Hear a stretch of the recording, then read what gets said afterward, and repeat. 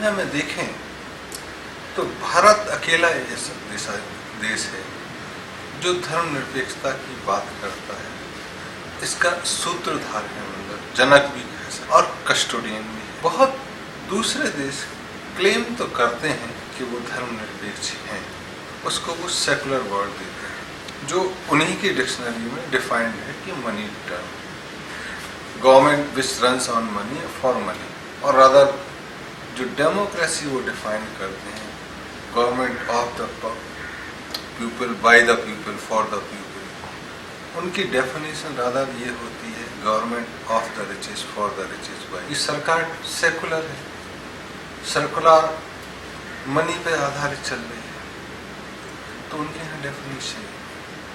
भारत एक अकेला ऐसा देश है जो बात करता है कि ठीक है, तुम हमको गाली दे सकते हो, तुम हमारी बात नहीं मान सकते, लेकिन तुम भी उसी सनातन परंपरा के निकले हुए प्राणी हो। तुम नहीं मानोगे तो भगवान को कोई अंतर नहीं पड़ने वाला, तुम मानोगे तो अभी भगवान को अंतर नहीं। ये सब तुम्हारे लिए है, तो जैसा तुमको ठीक लगे वैसा। पशु पक्षी कौन से मंदिर जाते हैं, तो आस्था जो होती है वो रहनी चाहिए, उससे दूर नहीं भागनी चाहिए, जमीन से जुड़े रहना चाहिए। फर्मली ग्राउंडेड भारत बात कर, तब यहाँ पे आपको पूरी आजादी होती है। आप धर्म को माने ना माने, उसके अंदर सॉलेस लें, उसको क्रिटिसाइज करें, उसको काउंटर करें।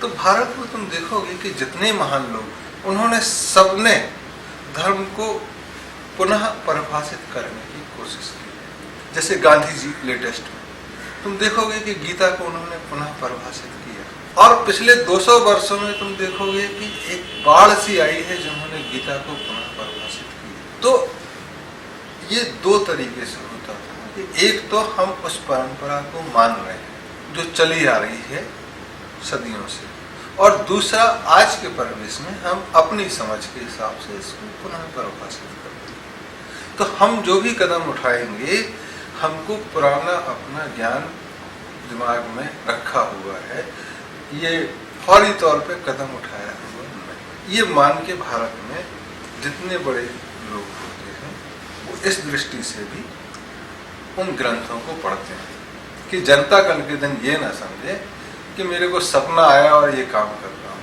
And this is not in a legacy of any religion.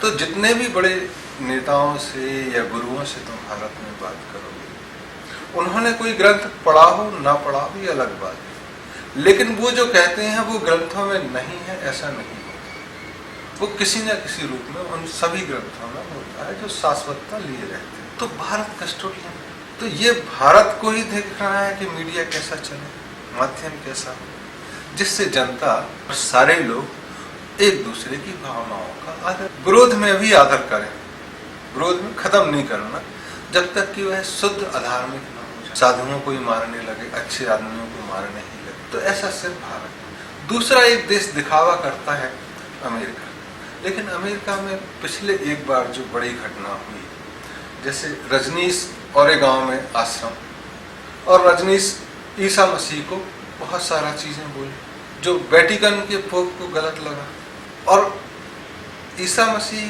का आधार हिलाने जैसा उनको लगा पोप को कि इनकी बातें तो ईसा मसीह का क्रिश्चियनिटी का आधार मिटा के खत्म ही कर दें। तो वेटिकन ने सीधे सीधे रजनीश को विरोध में, और रजनीश को वहाँ जेल हुई। फिर जो भी प्रत्यर्पण हुआ तो तुम देखोगे कि रजनीश का विमान किसी भी कंट्री ने बीच में रुकने के लिए, रिफ्यूलिंग के लिए भी परमिशन नहीं दी, जैसे कि वो एक बहुत बड़ा अपराधी हो और उसके जमीन पर उतरने से ही वो नष्ट हुआ, सीधे भारत आए। तो भारत के चूंकि मूल निवासी थे तो भारत ने उनको भी अंगीकार किया, यहीं से गए।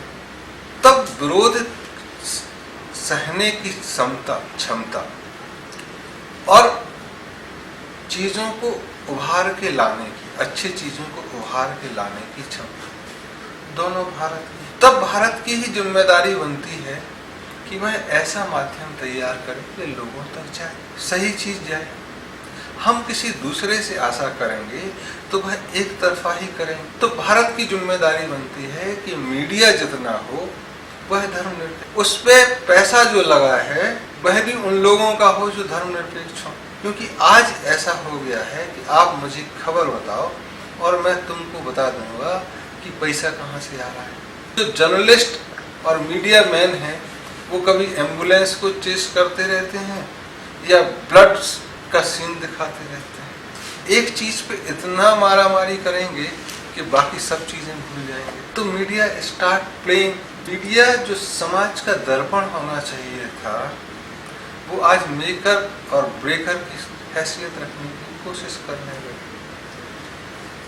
तब धर्मनिरपेक्ष देश के सूत्रधार होने के नाते हमारी जिम्मेदारी ये बनती है कि मीडिया रहे, वह समाज का प्रतिबिंब भी रहे और अच्छी चीजों को प्रतिपादित करने का माध्यम भी रहे। तो कम से कम मीडिया पे पैसा किसी एक खास ग्रुप का या कुछ खास ग्रुप्स का समूह का ना हो कि वो अपनी बातें प्रतिपादित करें और अच्छी चीजें दिखाएं ना। जैसे कि एक साबुन बहुत अच्छा है लेकिन मेरे साबुन को हमको बेचना है तो उसको दिखाया नहीं जाएगा और लक्स ही चलेगा और बहुत सारे लोग सुंदर उससे निकलते जाएंगे, चाहे उन्होंने कभी लक्स उस दिन भी ना लगाया हो एडवर्टाइजमेंट के। इतना सस्ता साबुन कोई हीरो हीरोइन को लगाते हो। अब मीडिया के पास पैसा तब तो चलेगी। तो एक दूसरी खबर होती थी कि no news is good news. इतनी सारी न्यूज दिखाने की जरूरत है। अब भारत ने एक सबसे बड़ी जो गलती की पीछे कि मीडिया में फॉरेन इन्वेस्टमेंट मुश्किल से 10,000 करोड़ होगा और उससे आपकी सारी की सारी धर्मनिरपेक्षता धराशायी होती। कुछ जो चीजें अच्छी दिखाई जानी चाहिए थी वो दिखाई नहीं जाती, कुछ जो नहीं दिखाई जानी उनका ताड़ का पहाड़ बनाना, तिल का ताड़ बनाना और ताड़ का पहाड़ बनाना, ये चीजें चल रही। अब तुम देखोगे कि पीछे दिनों में 1909 से 1911-12 तक सभी देशों में करप्शन पे बहुत सारे जुलूस निकले, बहुत सारी सरकारें बदली और एक ही मुद्दा था करप्शन। तो और देखोगे कि उसमें जो लीड कर रहे थे मीडिया उनको दिखाई जा रही है और 10-10 दिन उसके पहले भी वो सज्जन एक क्षितिज पे नहीं थे, जमीन पे ही थे, कोई नाम जानता था कोई नहीं जानता। और अभी 14-15 में भी वो गायब हो गए, जैसे भारत में अन्ना हजारे। सीरिया, लीबिया, मिस्र, इन सब में तो ये जो मीडिया पे कंट्रोल कुछ ग्रुप करें तो ये धर्मनिरपेक्षता के खिलाफ है कि विरोध सहने की क्षमता और आप अपने हिसाब से मैनिपुलेट करें। तो भारत की जिम्मेदारी ये बनती है कि अपना मीडिया तो कम से कम पहले फ्री करें और फिर मीडिया की भी जिम्मेदारी कितनी हो वो अपने भी मापदंड लेके आए कि भाई हम इतना दिखाएंगे। 4 पैनलिस्ट लेके दिन भर बकवास नहीं करते रहेंगे। तुमको प्राइम चैनल क्यों दी जाए? तुम्हारे पास 10 तो रिपोर्टर नहीं है पूरे इंडिया में, उधार की तुम नकल दिखाते हो। एक चैनल तुम देखोगे सब चैनल पे वही चीज चल रही है, इसका मतलब उनका इंडिपेंडेंट नेटवर्क नहीं है। नहीं तो तुम देखोगे दुनिया में CNN कुछ दिखाता है, BBC कुछ दिखाता है, रशियन टाइम्स कुछ दिखाता है, अल जजीरा कुछ दिखाता है।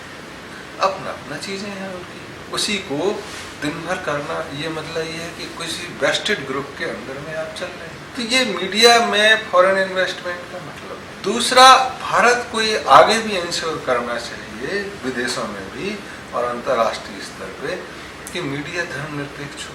धर्मनिरपेक्ष कब होगी? जब कम से कम किसी धार्मिक संप्रदाय का उस पर नियंत्रण ना हो। व्यापारिक प्रतिष्ठान का हो तो वो सामान बेचे, और अगर मान लो एक हिंदू विंग का मीडिया पे कंट्रोल है तो वो अपना वेद पुराण सब दिखाएगा, वो कुरान कभी नहीं दिखाएगा, बाइबल कभी नहीं दिखाएगा, चाहे उसमें कितनी भी अच्छी चीजें। तो ऐसी चीजें ना हो कि एक हिंदू समुदाय पूरी दुनिया का मीडिया अपने कब्जे में लेने की कोशिश करे। तब धर्म संप्रदाय उभरेगा, फैनेटिज्म भी बढ़ सकता है। तो ऐसी कोशिश होनी चाहिए कि कोई भी संप्रदाय, चाहे वह हिंदू हो, मुस्लिम हो, क्रिश्चियन हो, यहूदी हो, मीडिया में अपना इन्वेस्टमेंट ना करे। मीडिया ज़्यादा से ज़्यादा सरकारी खर्चे से चले। और सरकार में भी वो प्रधानमंत्री और राष्ट्रपति की ही तस्वीर ना दिखाता रहे, इसलिए उसकी स्वतंत्रता की भी सुनिश्चितता करनी होगी। नहीं तो अभी धर्म नहीं, वहाँ प्रधानमंत्री और राष्ट्रपति, जैसे पहले कई बार होता था, today prime minister says so, और अगर कुछ नहीं कहा today prime minister said nothing, ऐसी न्यूज हो सकती है। तो उस तरह की चीजें ना हो, इसलिए उसकी स्वतंत्रता प्रभुसत्ता बनाए रखने के लिए एक सीनियर सिटीजन्स एल्डर्स का ग्रुप उस पर कंट्रोल करे या उसकी देखरेख करे, तब चीजें धर्मनिरपेक्ष रह सकती। तो धर्मनिरपेक्षता बरकरार रखने के लिए मीडिया की स्वतंत्रता, जिम्मेदार मीडिया होना, तभी वह स्वतंत्र भी रह सकता है। और भारत को कम से कम इतना कोशिश करना चाहिए कि मीडिया में विदेशी इन्वेस्टमेंट ना रहे, और कम से कम भारतीय भी हो तो वह समूह विशेष का जो अपनी साठगांठ या अपनी दोस्ती किसी खास संप्रदाय से रखता हो।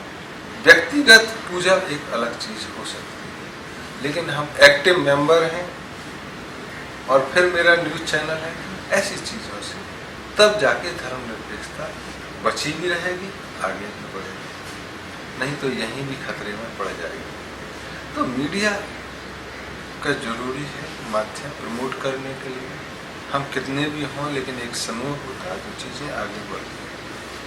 There is a definite role of media and they have to play in a more better way. और दुनिया के लिए भी ये अच्छा है कि वह हम मैनिपुलेट करने की कोशिश न करें।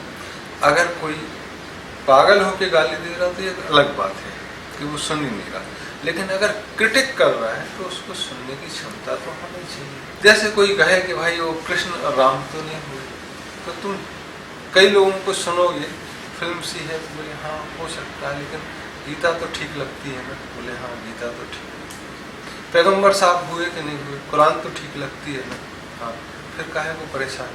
तो ऐसा सुनने की सामर्थ्य हो। तो बोले क्रिश्चियन में वो ईसा मसीह तो कुछ बोले ही नहीं है, क्योंकि क्राइस्ट तो वो क्रॉस पे जाके हुए और उसके बाद तो वो नजर ही नहीं आए। तो लोग कहेंगे बाइबल तो ठीक है ना, तो हाँ भाई बाइबल तो ठीक है। तो ये चीजें सुनने की, समझने की सामर्थ्य हो तो थोड़ा बहुत इधर उधर बोलचाल में या समझ के कारण हो सकता है। लेकिन अगर हम यही कहें कि नहीं गीता ही सब कुछ है, तो फिर फैनेटिज्म बढ़ने की उम्मीद बढ़ती है। और मीडिया को इन सब चीज़ों से बचना चाहिए, बचाना होगा, और मेन स्रोत है कि फाइनेंशियल चीज़ें ठीक